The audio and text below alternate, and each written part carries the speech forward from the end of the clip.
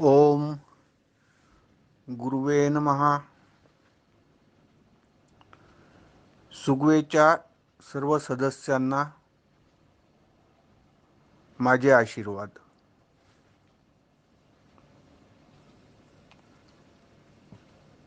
आम्ही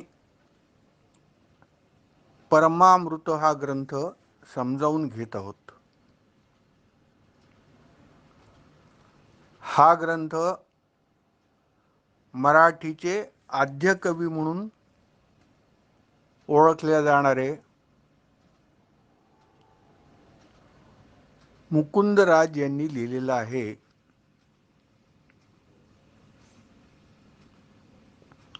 आणि ज्ञानेश्वरीच्या आधी किमान 100 वर्षे या ग्रंथाची रचना झाली होती. हा वेदांत ग्रंथ आहे आणि फार महत्त्वाचे असे वेदांतामधले तत्व सोपी करून सांगण्याचा प्रयत्न या ग्रंथात कवींनी केला आहे. आणि ते आद्य कवी तर होतेच, पण महायोगी देखील होते मुकुंदराज. ज्ञानेश्वरीच्या आधीचा ग्रंथ असूनही तुलनेमध्ये या ग्रंथाची भाषा बरीचशी समजण्यासारखी आहे. तर आपण 6 अध्याय या ग्रंथाचे पूर्ण केले होते आणि 7वा अध्याय आपण सुरू केला होता, ज्यातल्या 6 ओव्या आपल्या झाल्या होत्या. आज आपण समजावून घेऊया 7वी ओवी. यात या ओवीमध्ये महाकारण देहाची व्याख्या मुकुंदराजांनी केलेली आहे. आपल्याला आपला एकच देह दिसतो किंवा दुसऱ्यांचे देखील, प्रत्येक जीवाचे देखील एकच शरीर दिसतात. पण वास्तविक आपले 4 देह आहेत. अध्यात्मदृष्टीने किंवा परमार्थाच्या दृष्टीने त्याचं विवरण आत्तापर्यंत केलेलं आहे कवींनी. पुन्हा एकदा आपण त्याची उजळणी करू, कारण या अध्यात्म ग्रंथांमध्ये उजळणी ही केलीच पाहिजे. वारंवार वाचन केलंच पाहिजे. वारंवार गुरु तोंडून हा वेदांत ऐकलाच पाहिजे. गुरूंकडून तत्वदर्शन हे झालेच पाहिजे. त्यामध्ये उजळणी केली तरी कंटाळा यायचं कारण नाही. तर पुन्हा एकदा पाहूया. पहिला जो देह सांगितला होता, प्रत्येकाचे 4 देह असतात. माझेही 4 देह आहेत, तुमचेही पण 4 असे देह आहेत. कोणते 4 देह? पहिला तो स्थूल देह म्हणून सांगितला होता, जो पंचीकृत पंचमहाभूतांचा तयार झालेला देह आहे. तो स्थूल देह जो आपल्याला दिसतो, दुसऱ्याचा दिसतो आणि आपल्याला आपला आरशात पाहावा लागतो, तो देह. जो दृश्य देह आहे याला स्थूल देह म्हणतात. हा 5 महाभूतांचा तयार झालेला देह आणि पंचीकृत आहे. पंचीकृत म्हणजे काय ते आपण पाहिलं होतं. प्रत्येक महाभूतामधला आकाश, वायू, अग्नी, जल आणि पृथ्वी यातला थोडा थोडा अंश एकत्र करून त्याचं पंचीकरण होतं पंचमहाभूतांचं, आणि त्याचा हा देह आहे, आणि तो स्थूल देह अशी त्याची व्याख्या आहे. तर स्थूल देह आता आम्हाला कळला. त्यानंतर आमचं दुसरं शरीर कोणतं, कोणता देह आहे आमचा दुसरा? सूक्ष्म देह आहे. म्हणजे ही जी दृश्य आमची इंद्रिय आहे, कान, नाक, डोळे वगैरे, याच्या आत देखील वास्तविक कार्य करणारी सूक्ष्म अशी इंद्रिय आहेत. जसं आपण उदाहरण घेतलं होतं की बाहेरनं जो दिसतो त्याला आपण कान म्हणतो, पण आपले गुरुजी जो कान पकडतात त्यांनी काही आपल्याला ऐकू येत नाही. ऐकणारा कान दिसणाऱ्या कानाच्या आतमध्ये आहे. तशीच सर्व इंद्रिये दिसणाऱ्या इंद्रियांच्या आत आहेत आणि सूक्ष्म आहेत. 5 कर्मेंद्रिये, 5 ज्ञानेंद्रिये, 5 प्राण, हा सगळा जो सूक्ष्म भाग आहे. 4 अंतःकरण किंवा 5 अंतःकरण. अंतःकरण हा शब्द पकडून 5 होतात. मन, बुद्धी, चित्त, अहंकार आणि अंतःकरण असं मिळून 5. असा सगळे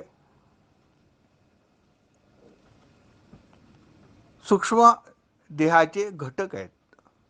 हे सर्व मिळून आपला सूक्ष्म देह होतो. असे 2 देह आता आम्हाला कळले. जो दिसत तर नाही, पण आमच्या शरीराची पूर्ण हालचाल ज्यामुळे होते, सर्व कार्य ज्यामुळे घडतं, अगदी चिंतन मननापासनं ते शरीर कार्य ज्यामुळे घडतं, ती इंद्रिये आमची जी आहेत सूक्ष्म, दिसत नाहीत, जाणवत नाहीत. तर अशी इंद्रिये जाणवतात फक्त अशी इंद्रिये सूक्ष्म देह म्हणविल्या जातात. त्यानंतर आपण तिसरा देह पाहिला होता, कारण देह.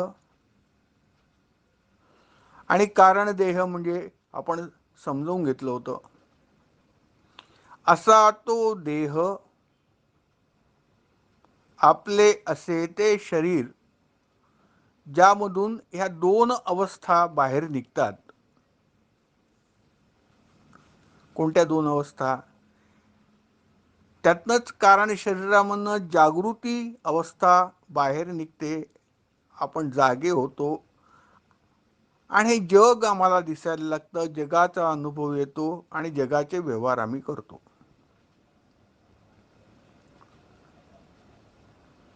त्या कारण देहामधनंच जशी जागृती होते, तसंच स्वप्न आम्हाला दिसतं, आणि जागृतीतल्या जगासारखंच एक दुसरं जग स्वप्नामध्ये निर्माण होतं. दुसरी माणसं निर्माण होतं, दुसरी माणसं निर्माण होतात, त्यात आपणही असतो. आणि आपण जागेपणी जसा एका विश्वाचा अनुभव घेतो, स्वप्नात दुसऱ्या एका विश्वाचा दुसरा एक देह धारण करून अनुभव घेतो. या दोन्ही अवस्थांना तो, आणि तिसरी जी अवस्था आहे ती सुषुप्ती आहे. या तिन्ही अवस्था ज्यातनं निर्माण होतात, तो कारण देह किंवा कारण माया किंवा मूळ माया अशी ती माया जी दिसत तर नाही, पण त्यातनं ही सर्व दिसत नाही, अस्तित्वात नाही, आहे की नाही माहीत नाही, म्हणून अनिर्वचनीय म्हणून गणल्या जाते. अनिर्वचनीय तिचं नाव आहे. अनिर्वचनीय म्हणजे ज्याला काही वचन नाही आहे, ज्याला काही शब्द नाही आहे, ज्याला हो का नाही काही सांगता येत नाही, खरं आहे का खोटं आहे काही सांगता येत नाही, मिथ्या आहे. अशा त्या कारणदेहामधनं हे सगळं तयार होतं. आमचे सूक्ष्म इंद्रिय, आमचा स्थूल देह, हे सगळं तयार होतं. काहीच नाहीपासनं हे सर्व काही तयार झालं आहे. याचं उदाहरण आपण घेतलं होतं, त्या आम्रवृक्षाच्या बीजाचं उदाहरण घेतलं होतं. आम्रवृक्षाच्या बीजात किंवा आंब्याची जी कोय असते त्यामध्ये निश्चितपणे आम्रवृक्ष लपलेला असतो. ती कोय आपण पेरली जमिनीच्या आत, त्याला पाणी घातलं की तो वृक्ष हळूहळू रोपट्याच्या रूपाने बाहेर येतो आणि मग विशाल असा आम्रवृक्ष तयार होतो. पण आता जर कोणी ती कोय आणली आणि फोडून आपण पाहिली की त्यात कुठे आहे आम्रवृक्ष, आम्रवृक्ष कुठे आहे त्या कोयीमध्ये, आंब्याच्या बीजामध्ये दिसेल का? नाही नाही नाही, काही दिसणार नाही. दिसत नसतानाही तो आम्रवृक्ष तयार होतो. असं ते बीज जे आहे आणि त्या बीजातनं जसा वृक्ष तयार होतो तसंच हे बीज आहे, मूळ माया हे बीज आहे आणि या बीजामधनं हे आमचे शरीर तयार झाले, काहीच नाही म्हणणं आम्ही तयार झालेले आहोत, असं इथे शास्त्र सांगतं. 3 देह आम्ही पाहिलेत, सूक्ष्म, स्थूल, कारण. आणि आज 4थ्या देहाबद्दल आता या ओवीत सांगतायत महाकवी आद्यकवी मुकुंदराज. ते आता आपण वाचूया. 7वी ओवी. फिटून या नेणणे आप आपणा जाणणे, तिन्ही देहांचेनी साक्षीपणे महाकारण देह. हा महाकारण देहाची व्याख्या इथे केलेली आहे. फिटून या नेणणे, नेणणे म्हणजे अज्ञान, फिटून या म्हणजे त्याचा अज्ञानाचा निराश होऊन, नष्ट होऊन. मग नेणणे फिटले किंवा अज्ञान मिटले की काय होणार? आप आपणा जाणणे. मग आम्ही कोण हे आम्हाला कळणार. अज्ञानी आम्ही आहोत तोपर्यंत काय वाटतं आम्हाला? हा देह म्हणजे मी वाटतं, हा हातपायाचा बुद्धी असलेला, मन असलेलं जे माझं शरीर आहे कार्य करणारं, तो म्हणजेच मी आहे असं आम्हाला वाटतं. पण हे अज्ञान आहे, ते आम्हाला कळत नाही की हे अज्ञान आहे म्हणून. पण सद्गुरूच्या उपदेशाने, सद्गुरूंची आपण जेव्हा निष्ठेने सेवा करतो, सद्गुरू आपल्यावर कृपा करतात, तेव्हा काय होतं? ते अज्ञान फिटतं. फिटून या म्हणजे त्याचा निराश होतो, संपुष्टात येतं अज्ञान. आणि मग काय होतं? आप आपणा जाणणे. मग आम्हीच आम्हाला ओळखायला लागतो की अरे मी खरं तर कोण आहे. मग आपलं जे स्वरूप आहे ते स्वरूप आपल्याला समजून येतं. तिन्ही देहांचेनी साक्षीपणे महाकारण देह. मग आमचं जे ते स्वरूप आहे अज्ञान गेल्यानंतर, त्या स्वरूपाला, ते स्वरूप काय आहे? तिन्ही देहांचे साक्ष, तिन्ही देहांचे साक्ष आहे. त्याला सूक्ष्मही कळतं, त्याला स्थूलही कळतं आणि त्याला तिसरा देह जो आहे कारण देह, बीज रूप देह, तोही कळतो. या तिघांनाही जाणणारा, तिघांचाही साक्षीदार, साक्ष, हा जो 4था देह आहे हा महाकारण देह आहे. याला महाकारण देह आहे असं म्हणतात, असं कवी इथे सांगतात. आणि मला असं वाटतं आता आपली नीट उजळणी झालेली आहे आणि आपल्यापैकी प्रत्येक जण निश्चितपणे सांगू शकू की 4 देह कोणते. यानंतर आता आपण 8व्या ओवीकडे जाऊया. 8वी ओवी. तिन्ही अवस्थांचे जाणपण मला वाटतं प्रत्येकाजवळ या ओव्या ज्या आहेत त्या उपलब्ध आहेत. एक हे पूर्ण पुस्तकच आपण त्याची PDF कॉपी या ग्रुपमध्ये प्रकाशित केली होती आणि आपल्या ज्योत्स्नामाई देखील ज्या ज्या ओव्यांवरती आपण चर्चा करतो त्या परत एकदा प्रकाशित करत असतात.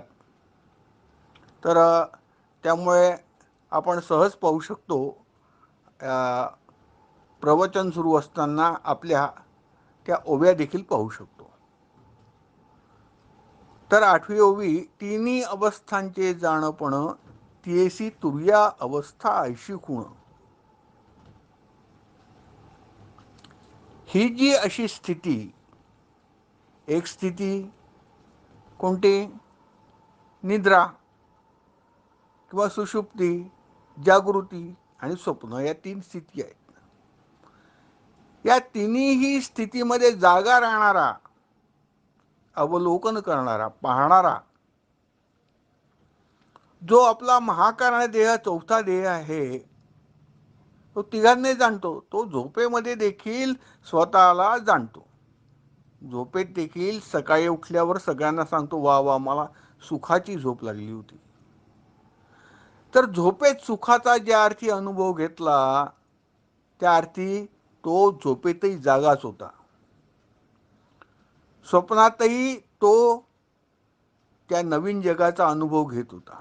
आणि जागृतीमध्ये प्रश्नच नाही. जागृतीमध्ये तो विश्व होता, झोपेमध्ये तो प्राज्ञ झाला, स्वप्नामध्ये तेजस झाला. अशा तिन्ही अवस्था त्यांनी पाहिल्या. कोणी पाहिल्या? आपला जो देह, मीच पाहिल्या, तुम्ही पाहिल्या. तुम्ही कशाने पाहिल्या? तुमच्या चौथ्या देहाने पाहिल्या.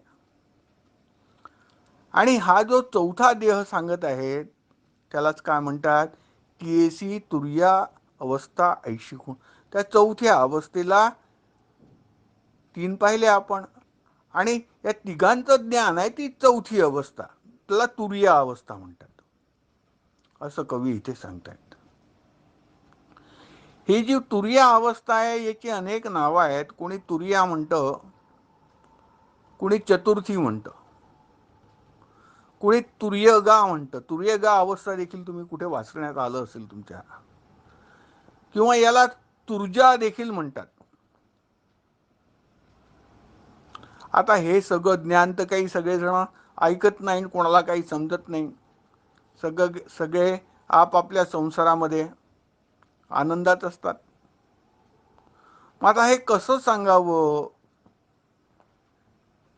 आणि म्हणून आपल्याकडे अनेक पद्धतीने हे लोकांपर्यंत हे ज्ञान नेण्याचा प्रयत्न झालेला आहे.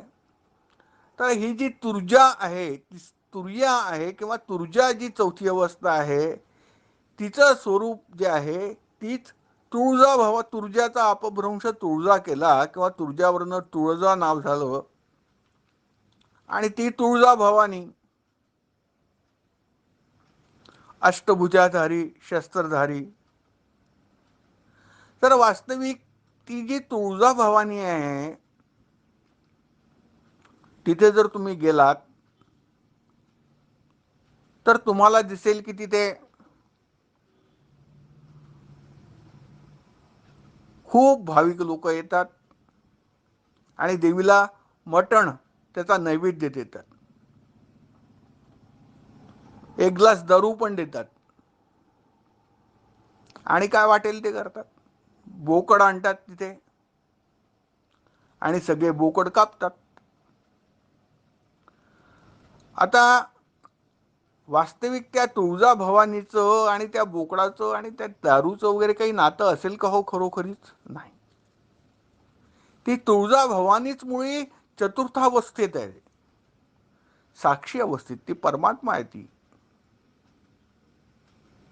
ती खरोखरच अशा प्राण्यांना मारून खाणार आहे का? नाही. पण मग हे कसं का करतात? आता हे अशिक्षित लोक किंवा अडाणी लोक, अज्ञानी लोक करीत असतात. आता चूक काहीच नाही आहे. चूक एवढ्यासाठी नाही आहे की गेल्या 1000 वर्षामध्ये हा देश, आमचा भारत देश, आमचा हिंदू लोकांचा देश स्वतःच्या अस्तित्वासाठी झगडतच आहे. पहिले मुसलमानांची आक्रमण, त्यातनं कसा बसा हिंदू जो उरला त्यांना त्रास द्यायला परत इंग्रज आले. इंग्रजांच्या आधिपत्याखाली देश होता आणि स्वातंत्र्य मिळून इतकी वर्ष होत आहेत आता, पण तो जो पगडा आहे परावलंबित्वाचा तो काही कमी अजून झालेला नाही. पण त्या काळी जी सतत युद्धस्थिती व्हायची मुसलमानांशी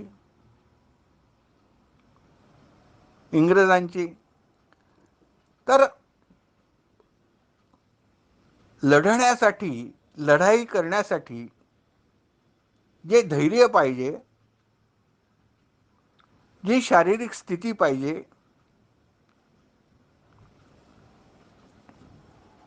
त्यासाठी आणि हे प्राण्यांची हत्या करणं, रक्त पाहणं, मांस मच्छी खाणं हे आवश्यक होतं. नाहीतर आमचे हिंदू सैनिक जे आहे इतरांशी लढाई करू शकले नसते. विशेषतः क्षत्रिय जाती आहेत किंवा ज्या ज्या अशा कोणत्या सर्वच जातींनी युद्धामध्ये भाग घेतला, अशी कोणती जात नसावी की ज्याने युद्धात भाग नाही घेतला, सर्वांनीच घेतला. त्यामुळे असं जाती विशेष काही बोलता येणार नाही. पण ज्यांनी ज्यांनी हे क्षत्रिय कार्य केलं त्या सर्वांना त्यांचं मन कठोर करण्यासाठी, शरीर जे आहे त्या स्थितीत, युद्ध करण्याच्या स्थितीत आणण्यासाठी आणि हे सगळं करावं लागलं. दारू किंवा मटण किंवा आणखी प्राण्यांची हत्या करून खाणे ते तेव्हा आवश्यक होतं. आज मात्र त्याची गरज नाही. आज मात्र जिभेचे चोचले पुरवायला हे सर्व करीत असतात. पण त्याचा आणि तुळजाभवानीचा काही कवडीचा संबंध नाही असं हे शास्त्र सांगतं. असं इथे महाकवी मुकुंदराज सांगत आहेत. तर अशी ही चौथी अवस्था, जागृती, सुषुप्ती आणि स्वप्न या तिन्ही अवस्थांना पाहणारी जी तिसरीच्या पुढे चौथी आहे, म्हणून तुरिया म्हणजे चौथी, अशी ही चौथी अवस्था. तुरिया किंवा तुर्यगा किंवा तुरुजा किंवा तुळजा भवानी. आणि मग ही तुरिया सांगायसाठी तुळजाभवानीचं एक चरित्र सुरू झालं आणि मग काय सगळं जे आहे लोकांना वेगवेगळ्या प्रकारे हे ज्ञान गोष्टींमधनं द्यायचं, कथांमधनं द्यायचं. मग राक्षसाचं आणि देवीचं युद्ध झालं वगैरे सर्व कथा आपण सप्तशतीच्या पोथीमध्ये वाचतो. फार इंटरेस्टिंग आहे, मनोरंजक कथा असतात. पण जे कथा वाचणारे असतात त्यांनाही त्याचा अर्थ कळत नाही की या कथा प्रतिकात्मक आहेत आणि ते कशाच्या प्रतीक आहे आणि काय सांगतात ते समजून घेण्याची यजमानाची देखील मुळीच इच्छा नाही. सांगणाऱ्यालाही समजत नाही आणि ऐकणाऱ्यालाही समजत नाही आणि दोघेही जण एन्जॉय करतात. सप्तशती, सप्तशतीचा पाठ करा म्हणजे तुमची कामं होतील आणि होतात. पण खरा तुळजाभवानीचा अर्थ असा आहे. चौथी अवस्था पुढे म्हणतात, तिन्ही देहांचे जे अवलोकन ते महाकारण देह. अशा या ज्या आता तिन्ही देह आपण पाहिले, कोणते तीन अवस्था सांगितल्या पहिले, जागृती, सुषुप्ती, स्वप्न, आणि आता तीन देह, स्थूल, सूक्ष्म आणि कारण, यांना पाहणारा आणि या तीन अवस्थांचा साक्षी आणि तीन देहांचा साक्षी जो आहे तोच आपला महाकारण देह आहे आणि तीच तुर्य अवस्था आहे आणि तेच आपलं स्वरूप आहे असं या 8व्या ओवीत सांगायचं आहे. तर आता आपली वेळ झालेली आहे, इथे आपण आता थांबवूया आणि सर्वांना माझे आशीर्वाद.